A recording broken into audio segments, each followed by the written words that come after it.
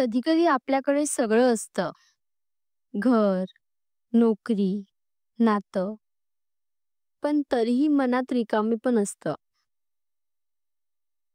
जवळचं माणूस समोर असतं, पण दूर गेल्यासारखं वाटतं. आणि मग आपण शोधायला लागतो एक पर्याय.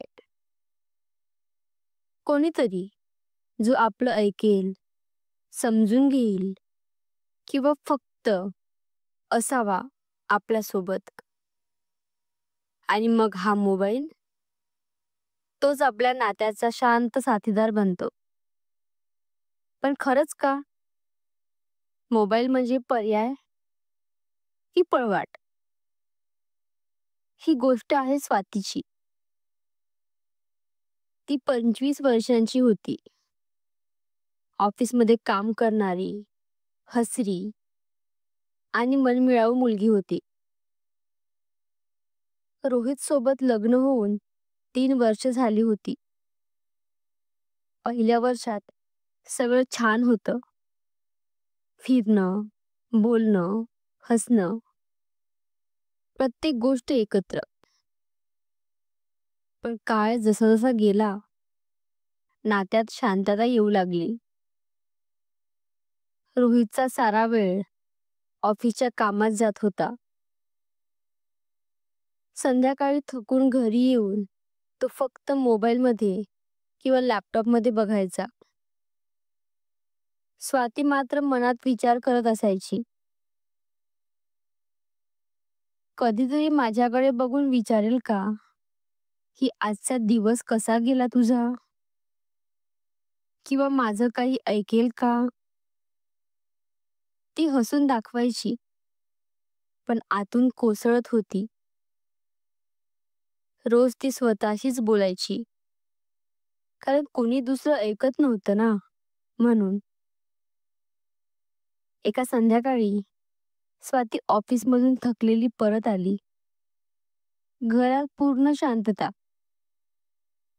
रोहित अजून ऑफिसमध्ये होता. तिने मोबाईल घेतला. सुरुवातीला फक्त वेळ घालवण्यासाठी रील्स बघायला लागली. मग हळूहळू एक ग्रुप चॅट, मग काही नवे मित्र.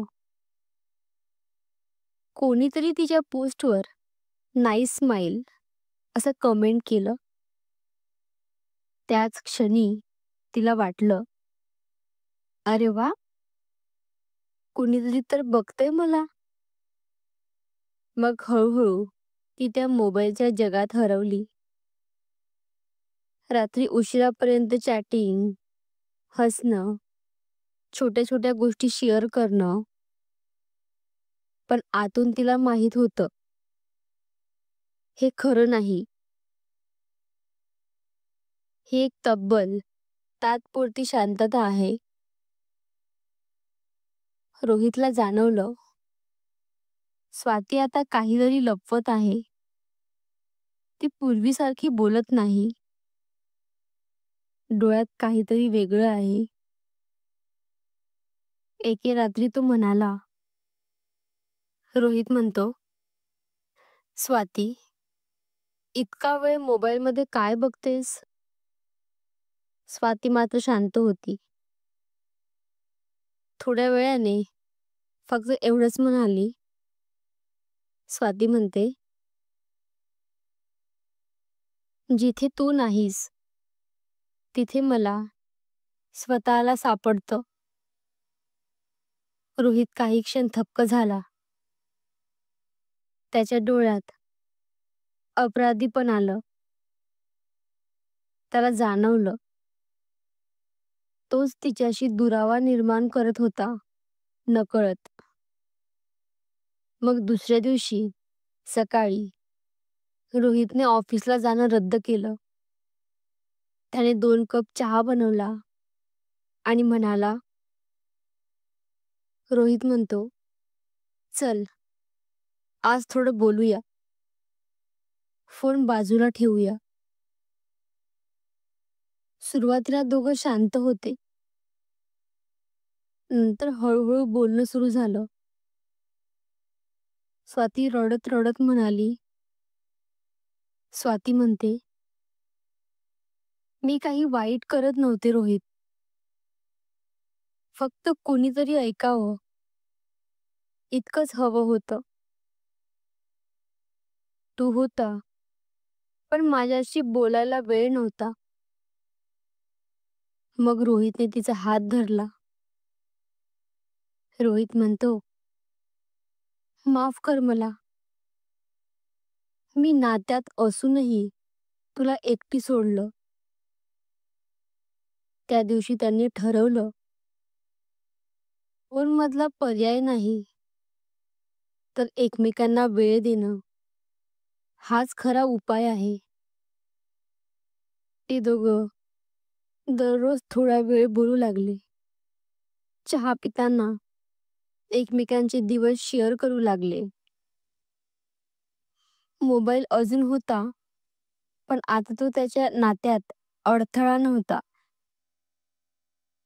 कधी-कधी नातं टिकवायला फार मोठ्या गोष्टींची गरज नसते. फक्त थोडं लक्ष, थोडं ऐकणं आणि थोडा वेळ द्यायचा असतो.